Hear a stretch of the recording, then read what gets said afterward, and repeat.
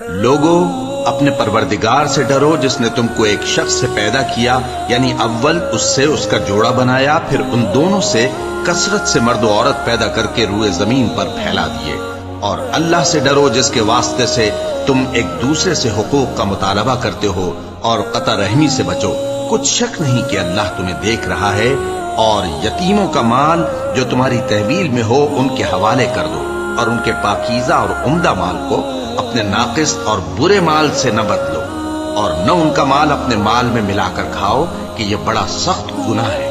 اور اگر تم کو اس بات کا خوف ہو کہ یتیم لڑکیوں کے بارے میں انصاف نہ کر سکو گے تو ان کے سوا جو عورتیں تم کو پسند ہوں، 2 یا 3 یا 4 ان سے نکاح کر لو۔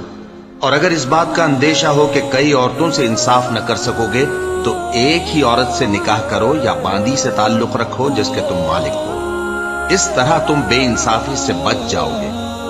اور عورتوں کو ان کے مہر خوشی سے دے دیا کرو، ہاں اگر وہ اپنی خوشی سے اس میں سے کچھ تم کو چھوڑ دیں تو اسے مزے سے کھا لو۔ اور کم عقلوں کو ان کا مال جسے اللہ نے تم لوگوں کے لیے سبب معیشت بنایا ہے مت دو، ہاں اس میں سے ان کو کھلاتے اور پہناتے رہو اور ان سے معقول بات کہتے رہو۔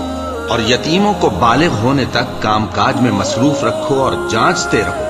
پھر بالغ ہونے پر اگر ان میں عقل کی پختگی دیکھو تو ان کا مال ان کے حوالے کر دو، اور اس خوف سے کہ وہ بڑے ہو جائیں گے، یعنی بڑے ہو کر تم سے اپنا مال واپس لے لیں گے، اس کو فضول خرچی اور جلدی میں نہ اڑا دینا۔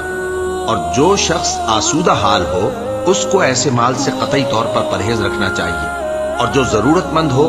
وہ مناسب طور پر یعنی بقدر خدمت کچھ لے لے۔ اور جب ان کا مال ان کے حوالے کرنے لگو تو گواہ کر لیا کرو، اور حقیقت میں تو اللہ ہی گواہ اور حساب لینے والا کافی ہے۔ جو مال ماں باپ اور رشتہ دار چھوڑ مریں، تھوڑا ہو یا بہت، اس میں مردوں کا بھی حصہ ہے اور عورتوں کا بھی، یہ حصے اللہ کے مقرر کیے ہوئے ہیں۔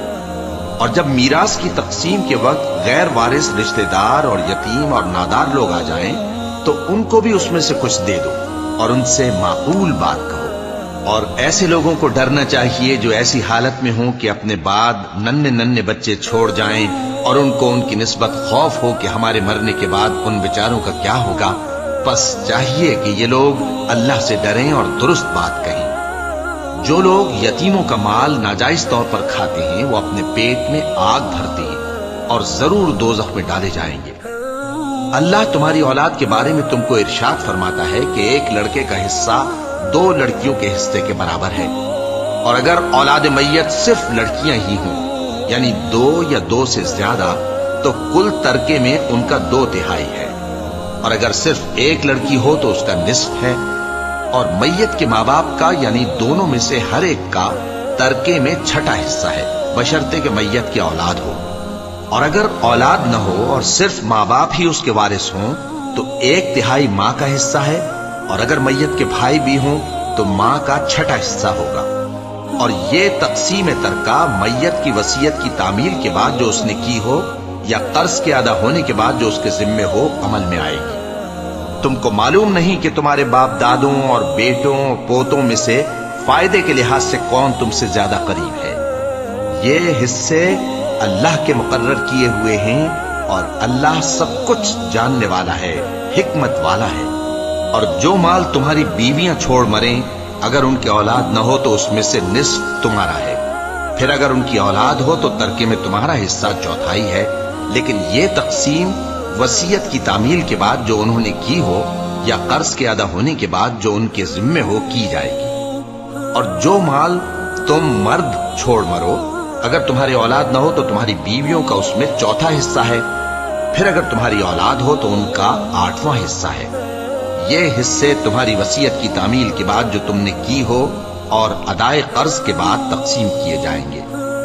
اور اگر ایسے مرد یا عورت کی میراث ہو جس کے نہ باپ ہو نہ بیٹا مگر اس کے بھائی یا بہن ہو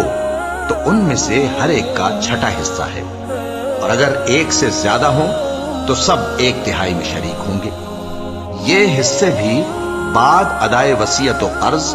بشرطے کہ ان سے میت نے کسی کا نقصان نہ کیا ہو تقسیم کیے جائیں گے۔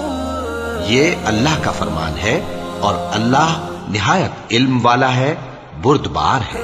یہ تمام احکام اللہ کی حدیں ہیں اور جو شخص اللہ اور اس کے پیغمبر کی فرما برداری کرے گا اللہ اس کو بہشتوں میں داخل کرے گا جن میں نہریں بہ رہی ہیں، وہ ان میں ہمیشہ رہیں گے، اور یہ بڑی کامیابی ہے۔